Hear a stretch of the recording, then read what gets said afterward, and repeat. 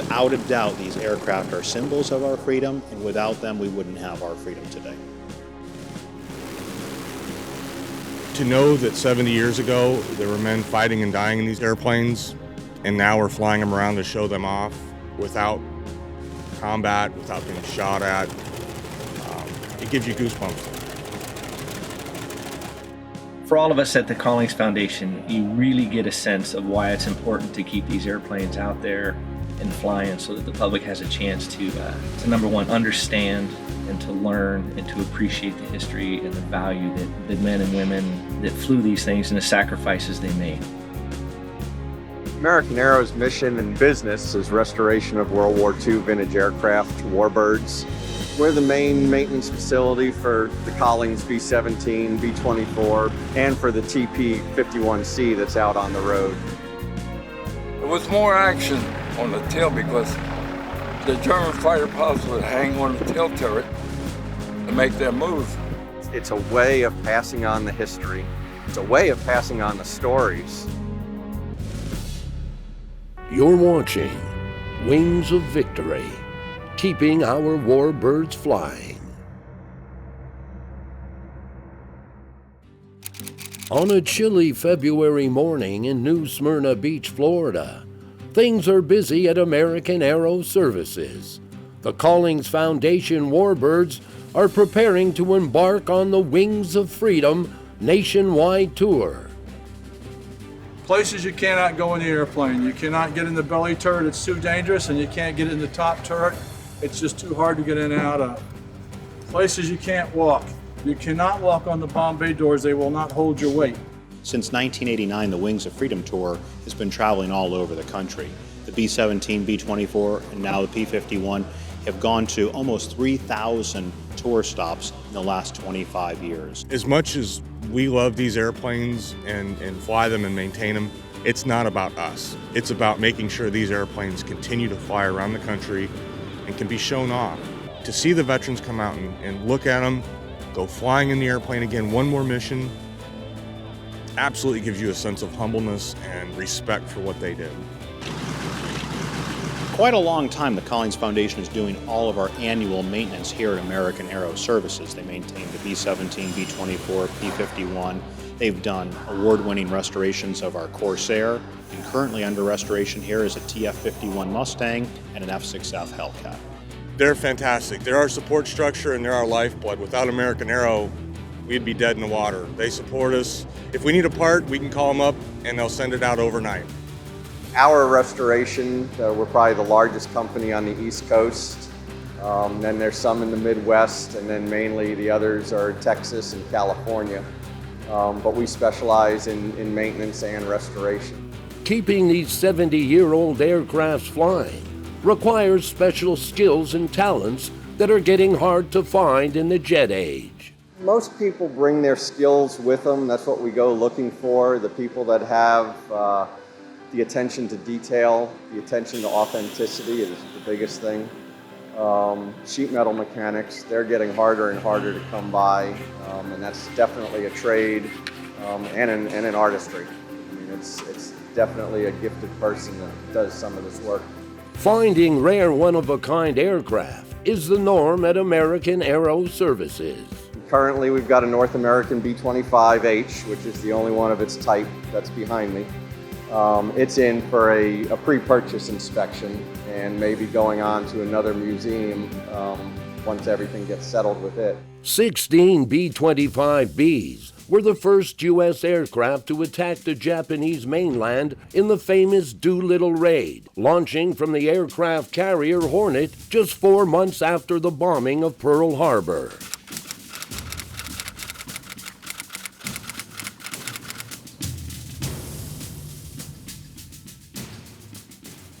Oh yeah, this aircraft's in really good shape. It just looks rough. It just looks rough, but their overall conditions, it's a good aircraft. Well, we've already pulled all the control surfaces out for recovering, as you can see. And we're just working off a lot of the discrepancies that we found during our preliminary inspection for the pre-buy, and that we're finding now that since the pre-buy went through, we're doing an annual. I'm just tightening up the cow flaps, you don't want them to move around this much. And so I'm just looking inside here in the linkage just to see, tighten up or if you need to replace anything.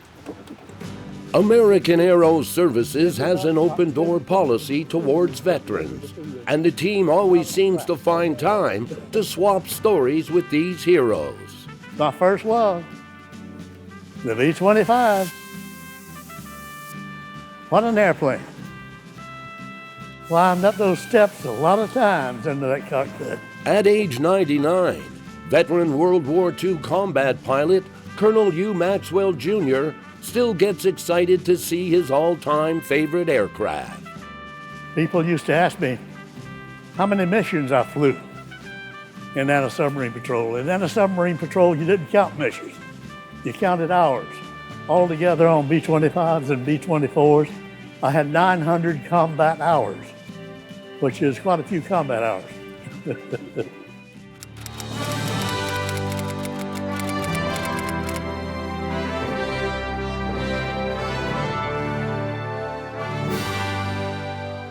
That airplane in its early versions was so well balanced that when we came in, it landed with land nose high, and sometimes just keep the nose off the ground and steer with the rudders until we went right off the runway onto the taxi strip. Maxwell favored the earlier models of the B-25 with the greenhouse nose due to their lighter weight and better maneuverability. You know, on the B-25 Bs and Cs, it was clean, it was fast, it was maneuverable, and it was such a great airplane that they just started loading all sorts of stuff on it, like these machine gun pods and nose guns and cannon. The real beauty of the airplane disappeared. It was an effective airplane, but the fun of flying it disappeared. To strafe Japanese shipping and airfields in the Pacific, the B-25 greenhouse nose was replaced with a heavy gun nose. The B-25H, including Barbie 3, featured a powerful 75mm cannon that could put more than a dent in the enemy ships.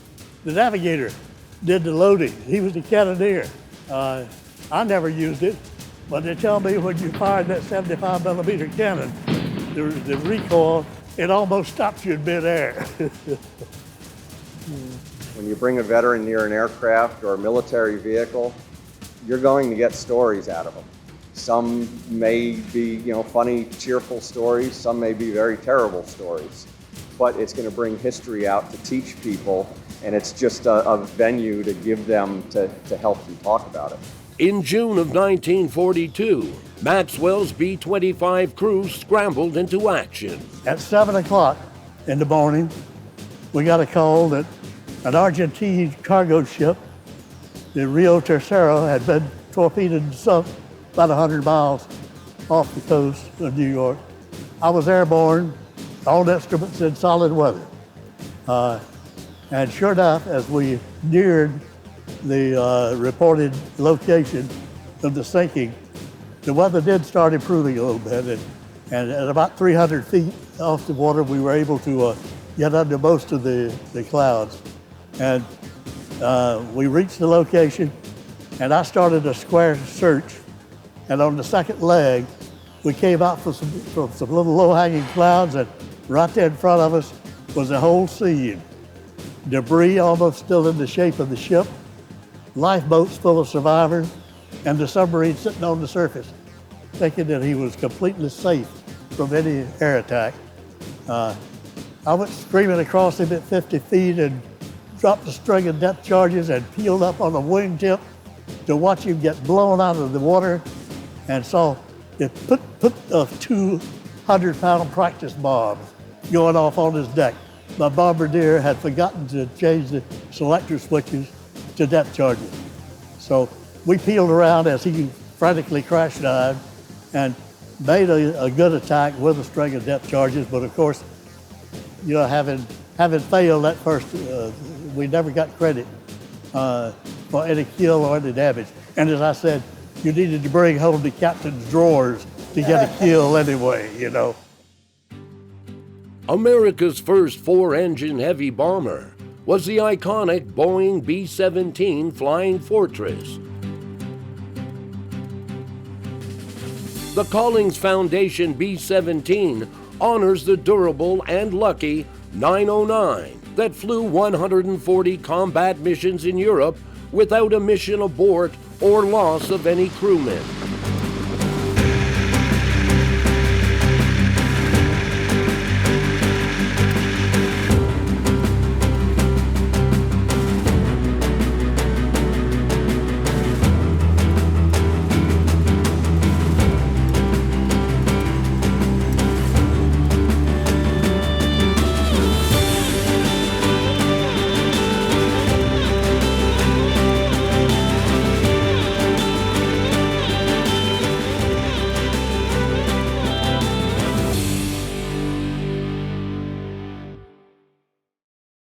Well, the B-17, of course, was made famous from the Memphis Belle. It was the first aircraft with crew to do 25 missions. And one of the reasons was attested to the strength and durability of the Boeing product. The B-24 could go higher, faster, farther, and with a greater payload. But the difference between the two bombers was that crews fell in love with this airplane because of its battle durability. It was able to take a lot of abuse and bring the crew back.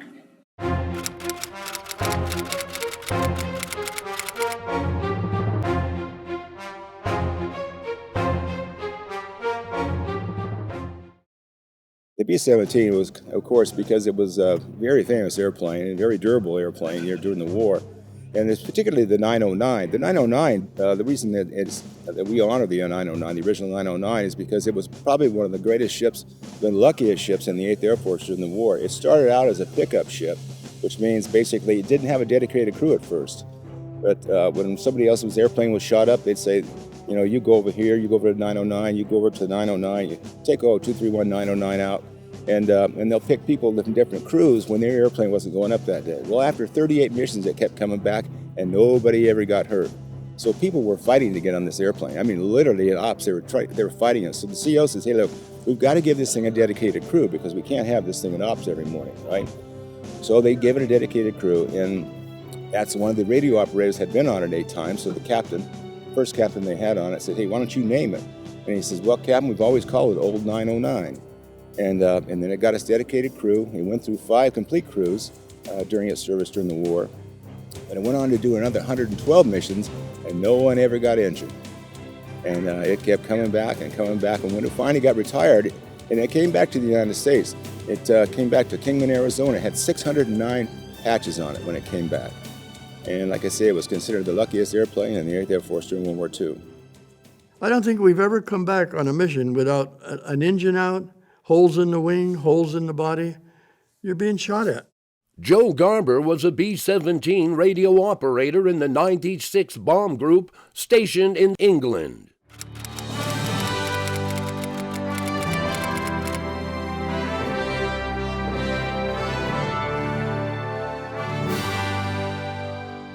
When we landed, we had about an 8 or 10 man crew had to fix the holes and fill the bridge up. And it was something that I admired, and I used to tell my gang, we as flyer are considered heroes and glory boys, and we get all the glory. How about those 10 men that fix our airplane? We wouldn't be able to get up the next day if they didn't do their job. In April, the crew of the B-17 aluminum overcast stopped at American Aero Services to perform some maintenance before heading back on tour. It's kind of amazing. It was designed in 1935. And you think about, when you see a 1935 car, but this was a giant step from the airplanes of that era. Most of them were wood and fabric or metal tubing and fabric covered. And this is all aluminum, all metal. And the biggest airplane they had then was 2-engine airplane. And the Army gave their specifications what they wanted, and Boeing said, we don't think it will work as well with 2 engines. We need 4 engines. So they put 4 engines on it, and that time it was a monstrosity, sort of. Well, flying this airplane helps me appreciate what it was that those veterans did for us back 70 years ago. Imagine yourself being 19 years old, 4,000 miles from home for the first time, in a foreign land, getting up at 4 in the morning and getting this big leather electrically heated suit and all this gear and parachute harness and going out of the airplane, loading the guns and the bullets and the bombs and taking off for 8-10 hours, flying up into 40 below weather and risking your life being shot at, and then coming back and trying to go to bed that night with half the bunks in your barracks empty that were full the night before. And think about those guys who didn't come back, and you've got to get up and go do it again tomorrow. And I have the utmost admiration for that whole generation. The fatality rate amongst the Army Air Corps was the highest of any of the branches, higher than the Marine Corps in the Pacific landing on Iwo Jima and Okinawa. These were tremendous sacrifices that we have to remember. When we'd lose an airplane, we didn't lose an airplane and a pilot. We lost an airplane and 10 guys. And if we had 1,000 airplanes in the sky and we lost 100 of them, look at all those guys we lost. That's 1,000 men in a day. So that's why when that guy came back to his barracks that night that did survive, there were a lot of empty bunks there. He had to contend with that and think about that and then get up and go do it again and again. In my radio compartment, there's a mirror or a window about that long. And when we're in formation, I was always looking out and I'd see one going. And you know what? We'd sit there and say, thank God it ain't me. But we felt sorry for them because we knew most of the flyers. And when you're looking at a plane going down, you're looking at 10 men that's gonna die. Formations gave protection in numbers, but they limited the bombers' ability to evade flak and enemy fighters due to the compact nature of formation flying. As a bomber, you don't have a maneuverability. You're gonna stay at your altitude and stay straight, and the Germans are gonna hit you. So the only alternative we have is to grab the .50 caliber and try to fight back. Now that's a little nerve-wracking. I have the distinction with the radio, my gun was facing towards the tail. And with the, let's see, ball turret, 2 waist, that's 3, 4, 5, 6 of us are firing. And I saw a piece of my tail blow. I said, hey, I got him. Well, when we got down to the ground, they accused me of shooting my tail off. But you're firing at their plane. You don't know where the hell you're going. But yeah, and I'll admit, you're pretty nervous up there because, well, you're fighting an enemy. He's trying to kill you. And we can't, there's no place to hide. To protect American bombers from German fighter planes, the U.S. needed a long-range fighter escort that could take the fight to the Luftwaffe. The answer was the P-51 Mustang, with a British-designed and American-built Rolls-Royce Packard Merlin engine.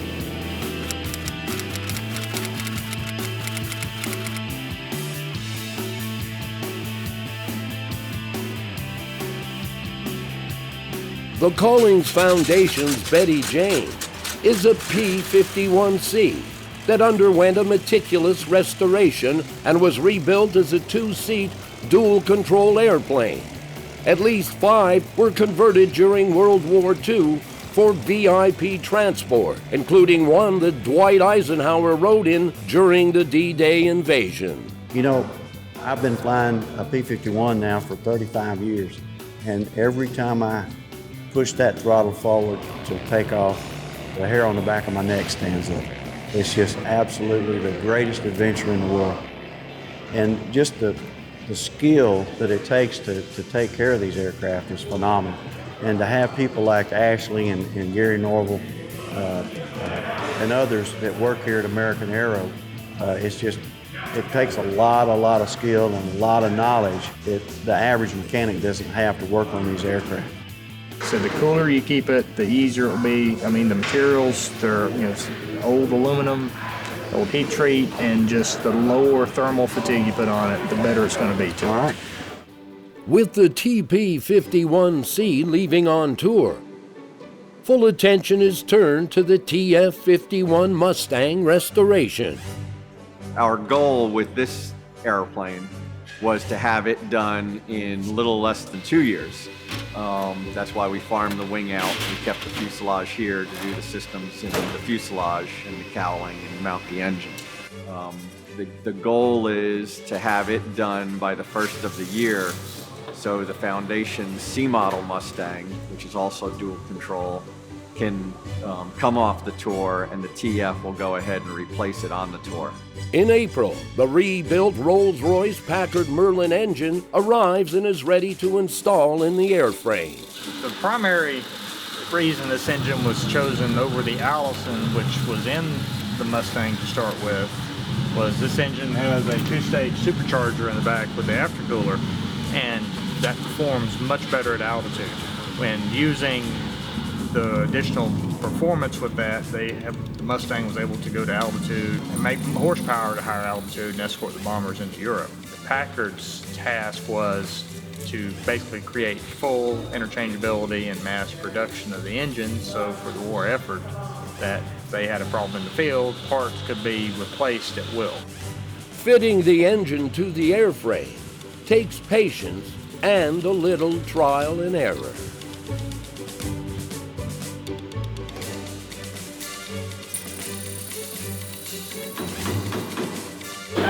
Minimal fighting and protesting.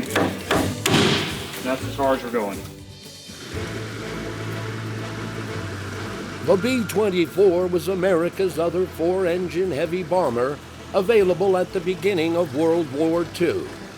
Diamond Lil, the commemorative Air Force B-24, was manufactured in 1940 and is the oldest surviving example of the plane. It was the 25th of over 18,000 B-24s that rolled off the assembly line during the war. It's one of just two B-24s that remain flying.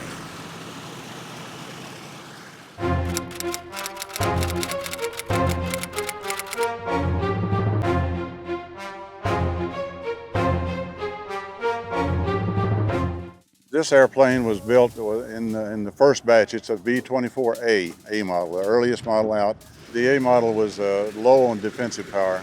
As you can see back here, it's got one gun in the tail, one gun in the belly, one on each side, and one in the nose. And that's it, which means it was very vulnerable to enemy fighters. As the war progressed, they added multiple guns. They added turrets in the top, turrets in the bottom, and became much more aggressive as far as enemy fighters were concerned. The skin on these airplanes is, at the most, a 1/16 of an inch thick. You could take a nice sharp pocket knife and stick it through it if you jammed it hard enough. There's no protection in these aircraft. If a bullet came through and it came through in your spot, you were going to catch it. Alan Benzing is a pilot with the Commemorative Air Force. We gathered everyone together for a crew briefing, and I knew we were going to have a vet on board, so after a few brief words, I kind of turned to him and said, "Tell me about your connection to the B-24." And he talked for a few minutes, and then I asked, "How many missions did you do?" He said, 1.5. And we all kind of, tell us about the second mission. As a waist gunner on a B-24, Leonard Dowling knows firsthand how vulnerable flyers were in combat. He survived a close call with flak that took down his B-24 on just his second mission.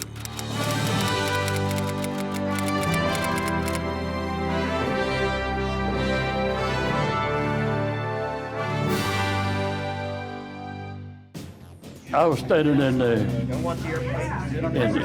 left gunner's position, and we had a piece of shell burst right side of come through the right side of the plane, across the gun belt that was there, and I felt something hit me in the back, like knocked me down, and I looked around, and they're laying on the floor with a big piece of shrapnel.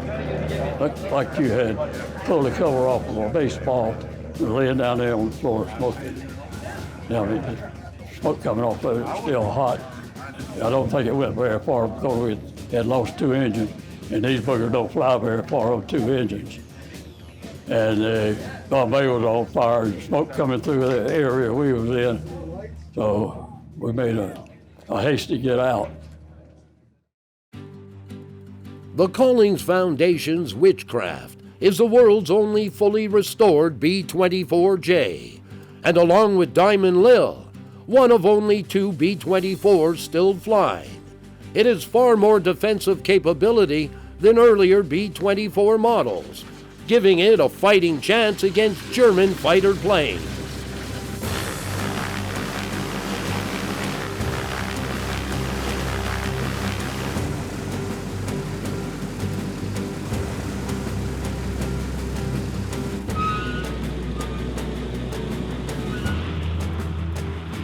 Today, the public has the opportunity to experience the sights and sounds of this flying legend, and if they're lucky, hear from some true American heroes that flew in these planes.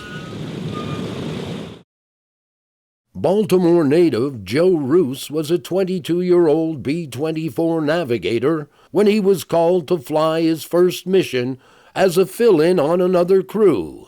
His squadron commander was famous Hollywood actor and experienced pilot Jimmy Stewart. I got a call from Jim Stewart, and he said, "Joe, would you like to take the navigator spot for Lieutenant Kane's crew? His navigator's sick, and your crew has got 2 missing people at the moment." I said, "Sure, I'll take the mission."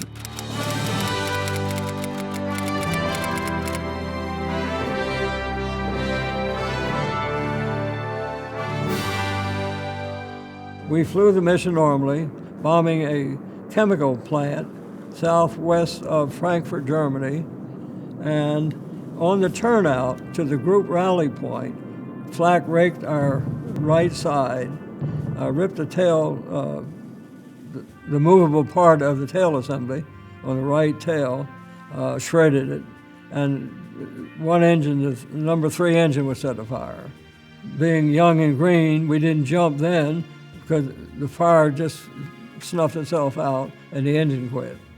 I was sitting in the nose turret with my clipboard and a map, waiting to spot England to make a crash landing somewhere. Suddenly, Ruse spots a German fighter plane launching a head-on attack. We both fired one burst. As soon as you think he's at the right range, you fire. And he did the same, of course. He got me in the leg, he crashed, but he shot out the other engine on the right side, and we couldn't go much further. 2 waist gunners who were then still alive called out that he had splashed, meaning he hit the water. I couldn't see anything because the turret was just opaque. The armor glass was fogged by impacts. All the glass, that Emerson, the plexiglass, was gone. Roaring wind by. But evidently, one of these 50 caliber bullets or more were above the engine and hit through his windshield. And they'll take your head right off your shoulders. One bullet will. I have a picture of that young man in my book, and another picture of him with his squadron mates. He was sent out to shoot our plane down. As we approached the water, I braced against the retracted ball turret, and the tail gunner braced against me. The 2 scanners, or wide gunners on the wings, they're placed with the back end of the bomb bay wall. Both were killed in the crash. The airplane broke at that point. The tail gunner and I were thrown end over end through space. He hit the airplane, shaped his whole scalp back, and didn't lose a hair later. It was thrown forward and sewed. The only real damage he had was a broken collarbone where he hit the water. I hit the water with both hands and broke both arms. And by the way, you could still swim. I had already popped my Mae West, so I didn't go down. And I bobbed along and pulling him back to the aircraft wing because he was semi-conscious. During World War II, the PBY Catalina flying boat was a versatile long-range aircraft used to patrol the seas, attack submarines and enemy shipping, escort convoys, and conduct search and rescue missions. Of 4,051 aircraft built, only 80 remain to this day, making replacement parts scarce or non-existent. American Aero must recreate 100 aluminum wing splices to replace the original corroding parts. We're rebuilding the center section for a consolidated PBY Catalina that's owned by the American Air Power Museum. and it had extensive corrosion in it throughout the spars. So we fabricated all new spars, stringers, and we're in the process of reassembling it now. The center section will be mated back to the fuselage, and it'll fly again up in Long Island. These stringer splices go on either side of the bulkhead. As the Z channel comes across stringer, they connect together on either side of the bulkhead.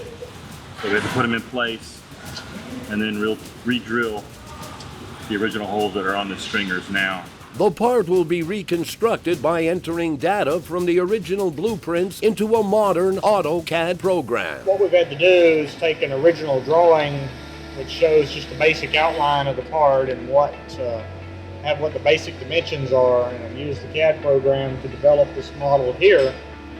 Once we get through with the programming on the computer, load it into the machine. The machine reads what they call G-code.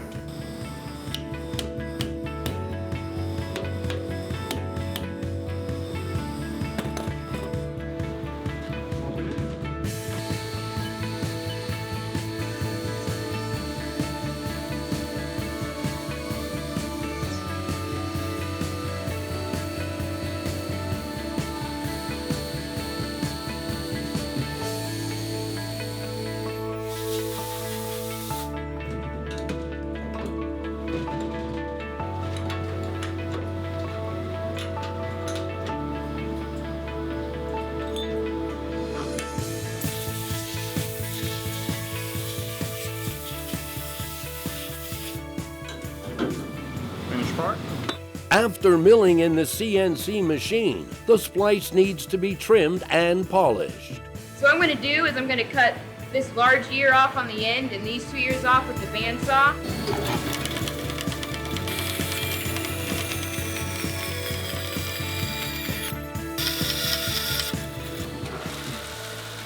Then I'm going to go over to the little belt sander and kind of trim it off and make it look pretty decent, kind of make it even.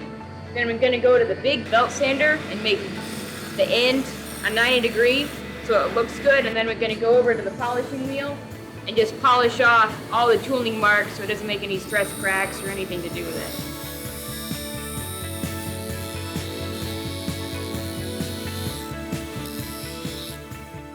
it. After trimming and polishing, the wing splice is ready to be drilled and installed into the PBY center section. In addition to aircraft restorations, American Aero has completed restoration on a number of military vehicles.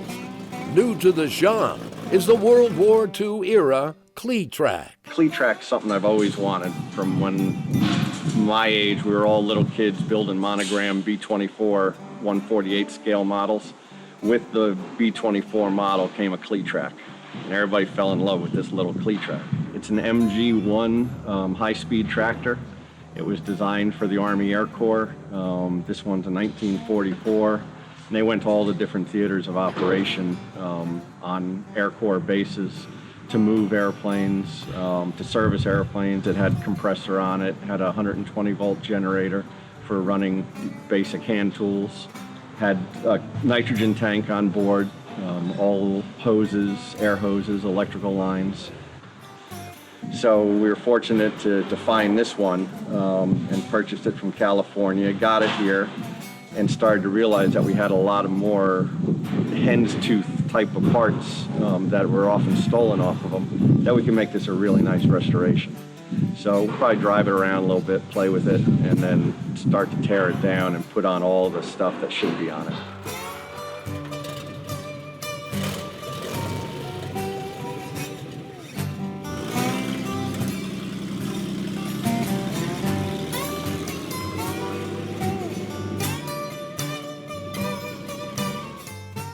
The restoration of the TF-51 Mustang is still underway.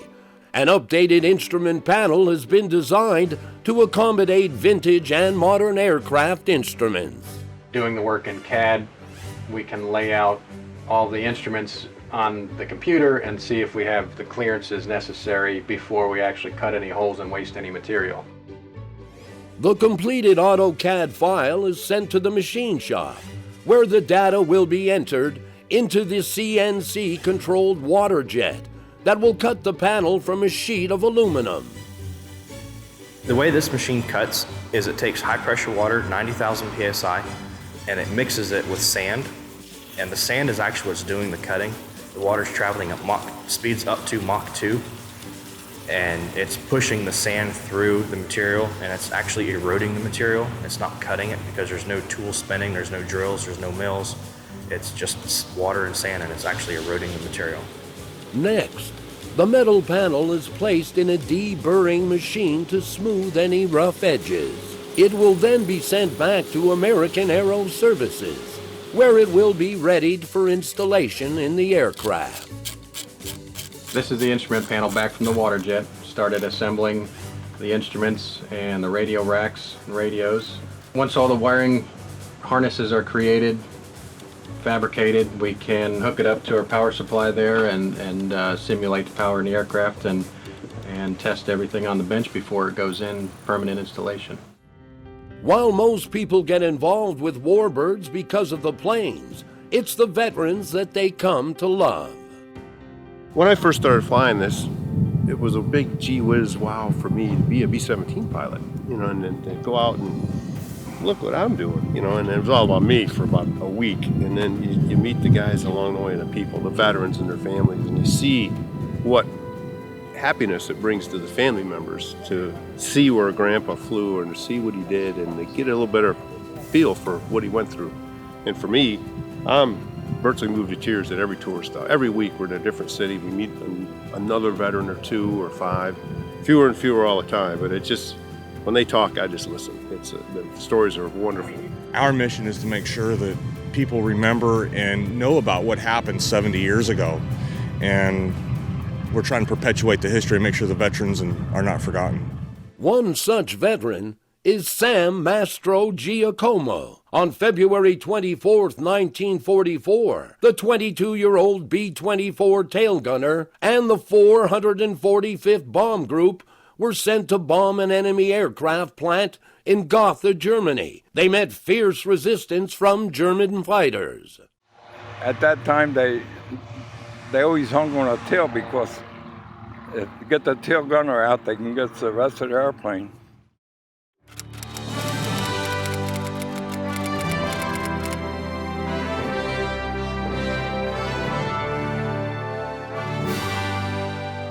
On the way to the target, we got hit by fighters, and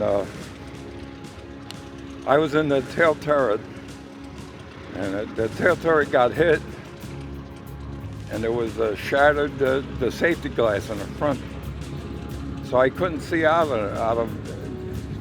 So I figured I got to take care of these airplanes that coming in from the tail to shoot us down. So I had to remove the glass so I could see. With his vision obscured and the plane vulnerable to fighter attacks, Mastro Giacomo struggled to remove the opaque glass. So I was praying about it. I said, God, give me the strength so I can get this glass out.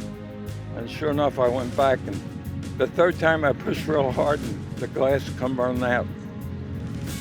The glass come out and got caught between my 2 guns. 20-millimeter exploding shells had damaged the turret's hydraulic system, forcing him to use manual hand cranks to lower the gun. As I did that, the glass come tumbling out. At the same time, I said a German fighter plane. It looked like it was ready to press the trigger on us.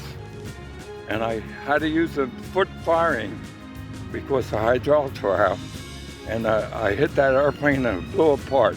Mastro Giacomo was credited with shooting down 3 German fighters on the Gotha mission, and his 445th Bomb Group received the unit citation for their performance in the face of the enemy. But it came at a great cost. Out of the 25 airplanes, we lost 13 on them, right over the target. And I was one of them that came back. With the U.S. losing an average 1,300 aircraft each month in World War II, it was up to American factories to replace the destroyed planes. The U.S. production capacity during World War II was absolutely mind-blowing. We couldn't even envision today what we were capable of back then. For example, with the B-24, Henry Ford introduced the production line to aviation. They were producing one B-24 every 55 minutes. There are about 13 airframes in the world. They're scattered around the world. And to be able to take it to somebody's hometown, they don't have to drive to Dayton or Castle Air Museum. We bring it to them, which makes our mission all the more important to make sure they keep running. It's about making sure these airplanes continue to fly around the country and can be shown off.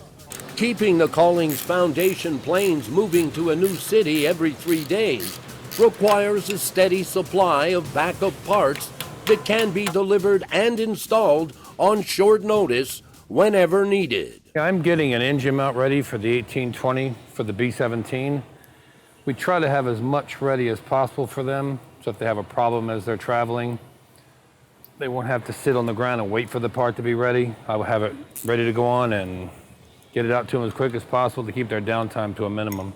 These are bearings where the rods will pass through for the cowl flaps to work. This is actually one of the cowl flaps for the B-24. Like I said, inside the cockpit, you can regulate open or close. It'll let the air flow over the engine out or maintain the heat inside so the engine can operate at temperature. I primarily work on the Collings Foundation's aircraft parts as they need it on the road. We call them rotables, brakes, like you said, whatever. The B-17, 909, and the 24 Witchcraft. I try to build up components, again, so it's ready to go as soon as they need it and they can install it easily and quickly to continue their tour. This is actually a parts diagram for the B-24 engine that I am building over there. These are very, very well drawn, very well done, because they were made for 17, 18-year-old kids coming right off the farm in Kansas. This is a nose bolt cowling for the B-24 Liberator. It was damaged in transit, unfortunately, from an engine change. So I had to do some body work and some Bondo work. What I'll do now is I will prime it, paint it, and get ready to attach it to this engine. There again, this is a good day's labor, which they won't have to do on the road when they get ready to hang it. In addition to aerial bombing, the B-24 was used as a submarine hunter and to escort convoys. The reason that the 24s were so effective, usually off of England or off the U.S. coast, is because of the range. None of the other aircraft were able to go out more than, a few hundred miles. Well, these aircraft could go out 13, 14-hour missions, and that's critical to be able to extend the coverage. And they had rudimentary but effective radar, and they had searchlights, and they had 20-millimeter cannon 6-packs on the belly of the aircraft. They were feared by the U-boats because they could sink them. Hugh Maxwell transferred from U.S.-based B-25s to B-24s with the 480th Anti-Submarine Group stationed in North Africa. 17th of August of 1943, when I took off from Port Leone to provide convoy coverage for this British convoy about 300 miles west of Lisbon, Portugal. Shortly after takeoff, the base broke silence, radio silence, which we never did, to advise us that 2 Focke-Wulf 200s were airborne on such and such a heading, which indicated they may be heading for our convoy. And we were up at about 1,500 feet in the clouds. And so we headed toward them, and you could observe that they were flying parallel bombing courses against the convoy. As I dove out of the clouds onto the tail of that lead Focke-Wulf 200, he immediately went into a diving left turn, and we went in on his tail, and the second Focke-Wulf 200 on our tail. When we dove out on the tail of this lead one, I had my gunners hold fire until we got within range. And boy, this airplane fired one short sighting burst at us, and started hitting us. And started hitting us with 20-millimeter cannon shells. And it were penetrating our skin and exploding inside the cockpit and all that. We all got slightly wounded. Boy, I shoved the throttles forward and closed as quickly as I could to within range of our guns and opened fire. and he never came out of his diving turret. He went in on fire. I was having to hold hard left rudder and aileron, trying to raise the wing, which you couldn't do. But my foot started slipping on the left rudder pedal. And boy, I looked down, I knew I'd been hit in the left side with shrapnel from these explosive cannon shells. But I looked down and boy, my Lord, my left leg and foot and the rudder pedal were all covered with blood and a pool of blood down on the floor of the plane, you know. But then I realized it ain't blood, it's hydraulic fluid. You know, those explosive cannon shells had blasted our whole instrument panel and broke hydraulic lines, and it was hydraulic fluid all over the thing. But by that time, our number 3 and 4 engines were out. Our right wing was on fire. You could see great gaping holes in the skin of the right wing where those cannon shells had exploded. And there was no question that right wing was no longer flying, and we couldn't continue to stay airborne. So I knew that when that right wing hit the water, we were going to cartwheel and explode and become just a fiery mess of wreckage. In a last-minute, desperate effort to avoid disaster, I kicked in full right rudder and threw the airplane into a skid.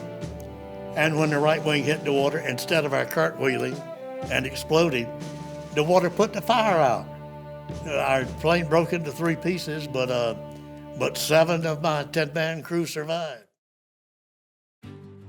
You're looking at one of the iconic naval airplanes of the Pacific Campaign.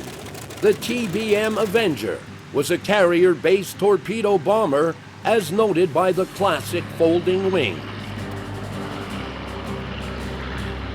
Behind me is the Tbm Avenger. It's the same type of airplane that George Bush Sr. flew during the war and was shot down. Future 41st American President George H.W. Bush was rescued by a U.S. submarine, and he earned a Distinguished Flying Cross for his actions in battle. The owner put the number 41 on the aircraft, the seal on the tail and on the nose, and we sent the door out and George Bush signed it. This is a torpedo bomber. It flew off aircraft carriers, so the wings fold up, and also it's got the bomb bay doors, which you can see open in the frame. 6 Avengers took part in the Battle of Midway in 1942. 5 were shot down, and the other plane received heavy damage.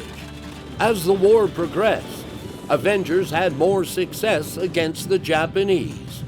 Today's mission for She's the Boss is to educate the younger generations of the sacrifices of our Navy flyers.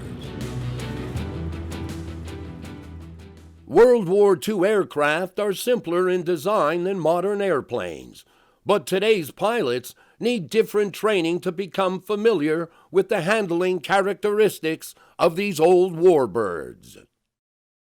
Well, the B-24, you know, it was like a flying boxcar. It was a great airplane that had range that nothing else had, and so on. But you manually flew it, and it took a little physical effort, you know, to control that airplane. You didn't have the fly-by-wire stuff that we have these days. You didn't have an instrument landing system. You didn't, you know. Very few airplanes fly like this. You take a jet pilot, you take a United pilot, you have to retrain them.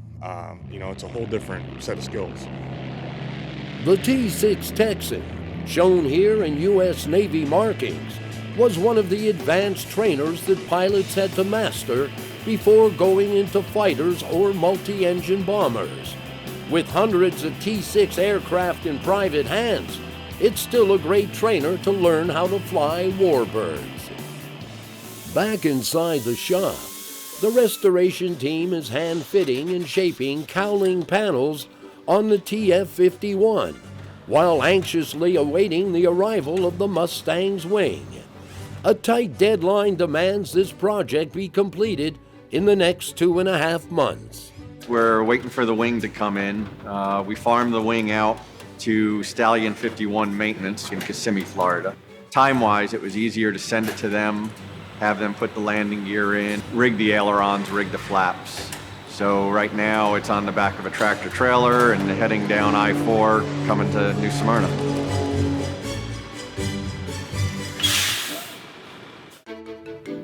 After a year's restoration, the rebuilt wing is finally ready to unload.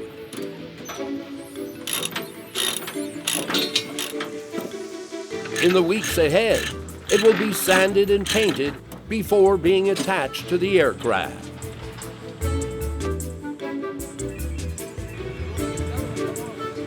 Just go up and let him drive out. Just to get to the wing to the state that this one was in before we started putting systems in it, you're looking at least probably $500,000 just to get the structure repaired and get it up to speed so you can start putting the systems in.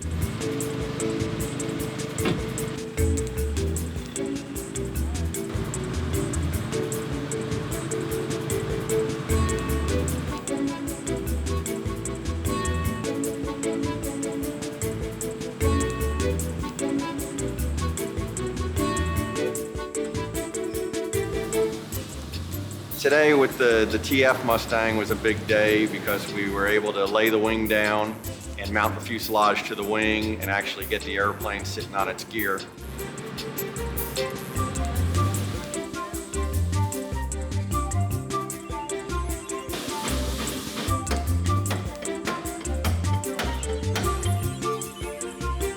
Okay, bring her down.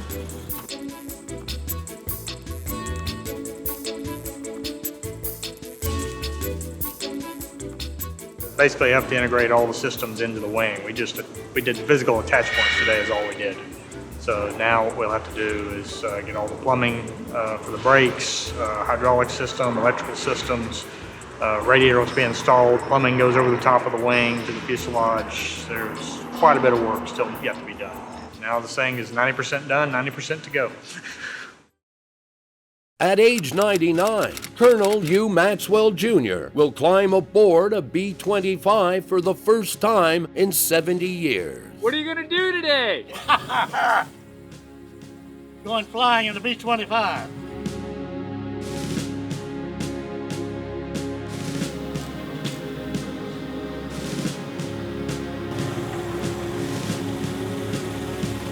We owe these people a massive amount. We not only owe them a thanks, we owe them everything we can possibly do for these men and women that were in World War II and Korea and Vietnam and all of the different conflicts we've had. So I got one question. Yes. What are you going to do when you grow up? It'd be a lot of fun putting him in the left seat for the first time in I don't know how many years. He's agile enough to get in there, and he's going to fly the left seat of the airplane. Well, all right. Well, it's getting better and better. Okay.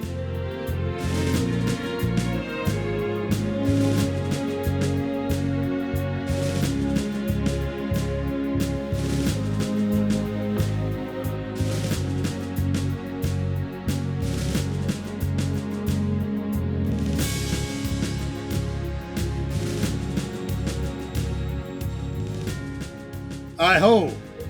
Yeah, time for another checkout. How many years has it been? I last flew a B-25 when I was at Clovis, New Mexico in 1944.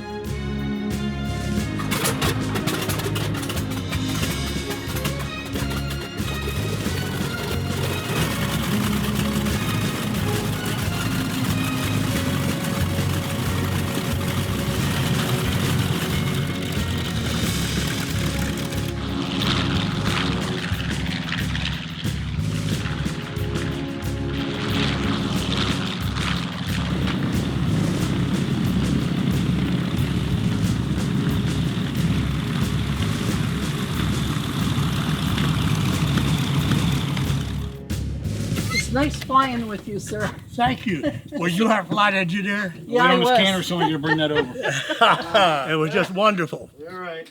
You took the controls? Tom just let me take over and fly. And he just told me to nose down a little, a little tighter turn. How did it do, Tom? Did well. Did well. 3 landings, takeoffs. He'll be ready to go again. Nice. I heard some excitement in your voice there. Well, it was just great.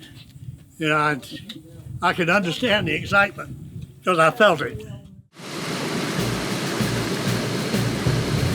It'd be a sad day when these things are parked and they're regulated to sitting in a museum somewhere at the corner of an airport, and nobody will be able to come out and hear and smell and see and touch history. And it's literally a flying museum, and it's a national treasure. We have to keep it going.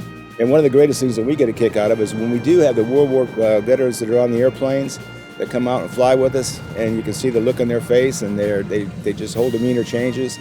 I've flown with them. I've had them sit in the right seat with me, and they just they'll tear up, and it's just a great honor to be able to sit next to these heroes. We are waiting to board a B-17. It's a dream come true for me. This plane means a lot to me because when I was in Europe, I used to look up and see as many as hundreds of them, sometimes 1,000. And it's just something I wanted to do, never got to do. Maybe I wouldn't be here today if I had been successful. But this is a dream come true for me to be able to fly on one of these planes. You get the satisfaction of this out of building the airplane, seeing it fly for the first time, the final product, and then meeting the people through the restoration process. Whether it's fans of the airplane, veterans that come in and have stories. It's critical that these aircraft remain relevant to our history. World War II was the most important event of the last 1,000 years, but with the regrettable passing of our veterans, a lot of that history will be lost. So now more than ever, it's important to share these aircraft with the public to tell the story of the sacrifices made during World War II.